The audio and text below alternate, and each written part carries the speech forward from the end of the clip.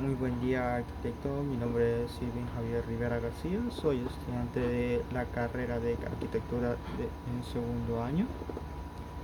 En la materia de teoría de historia 2 hablaremos sobre el libro de Marco Vitruvio. Y sin más, comencemos.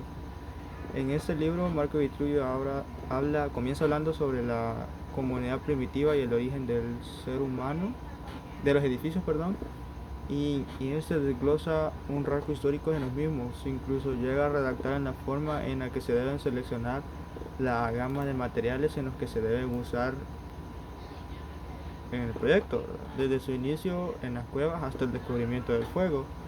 Los individuos en su capacidad imitativa de la naturaleza comprenden el descubrimiento de nuevos materiales y logran perfeccionar sus técnicas, utilizando cimientos en sus chozas. Continuando este recorrido, los materiales más utilizados son el ladrillo, la arena, madera, cal, pozulona, entre otros. Pero menciona el cuidado que debe dársele al momento de elegir dichos materiales, ya que estos deben encontrarse en óptimas condiciones y tener las propiedades y proporciones exactas para poder realizar una construcción sólida, contando siempre que los materiales a utilizarse fueran los que se produjeran o encontraran en la región donde se realizaría la edificación. Comenta el inicio del arte de la arquitectura y de construir, para luego pasar a mencionar diferentes materiales como la madera, la cal, y termina hablando de los edificios públicos y su importancia en la sociedad. En el tercer libro, el tema principal es la composición y medidas de los templos. Hace notar que lo fundamental es la creación y el levantamiento de los templos, es la proporción y la simetría, lo que el arquitecto debe tomar en cuenta y estudiar detenidamente. Es muy importante verificar que el suelo en donde construirán, pues es necesario que sea sólido y firme. Al tener el completo análisis de la proporción del templo, existe una clasificación según la ubicación de sus columnas, que son in antis, prostilo, anfiprostilo, períptero, períptero, pseudoperíptero, díptero, íptero. También está la clasificación de los templos según la separación de sus columnas. Está el picnostilo, el sistilo, diastilo, aerostilo, desde columnas espesas hasta columnas muy separadas respectivamente. Además, explica las proporciones y cómo él deben construirse cierto tipo de edificaciones y de edificios. También comenta y explica algunos tipos de ordenamientos para esto. Destaca las medidas y dimensiones de un templo, es decir, las proporciones estándares de estos mismos, con el cual ejemplifica diversas formas de las estructuras de dichos templos y clasifica dichos templos de acuerdo a sus cualidades y uso. Este libro explica detalladamente los cimientos o cualidades que esos mismos deben de tener, y enfatiza el orden jónico, especificando cada detalle de este orden arquitectónico, por lo que dicho orden se aplica en el templo. En el cuarto libro este libro es específicamente de los templos, su distribución interior, su orientación, vanos de puertas y tipos de columnas a utilizar estos mismos. Explica que la longitud del templo será el doble de su anchura. En ejemplo, la orientación es la que sella,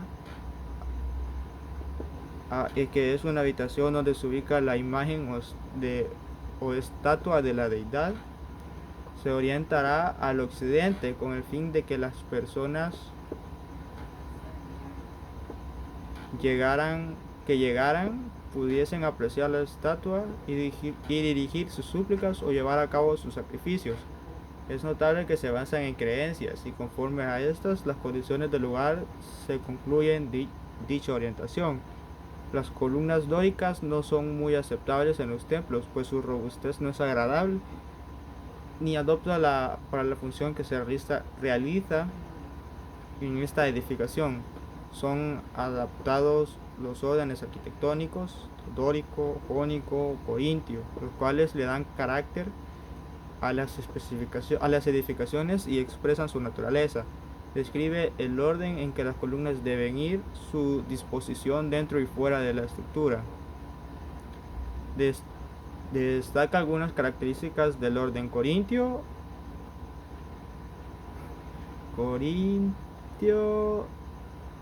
y enfatiza los tipos de adornos de una columna, como el siguiente orden: están desglosados.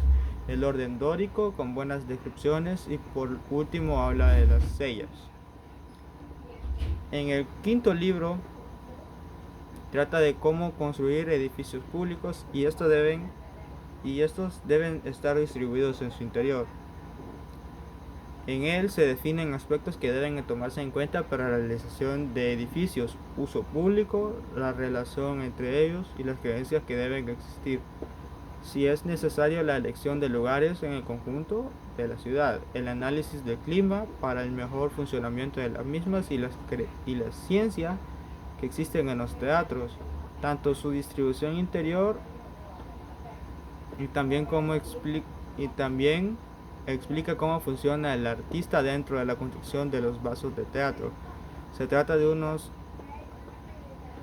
artefactos en forma de vaso hechos de bronce, calculados para que el sonido rebote y amplifique, así como todo el público aprecia lo que dicta el intérprete.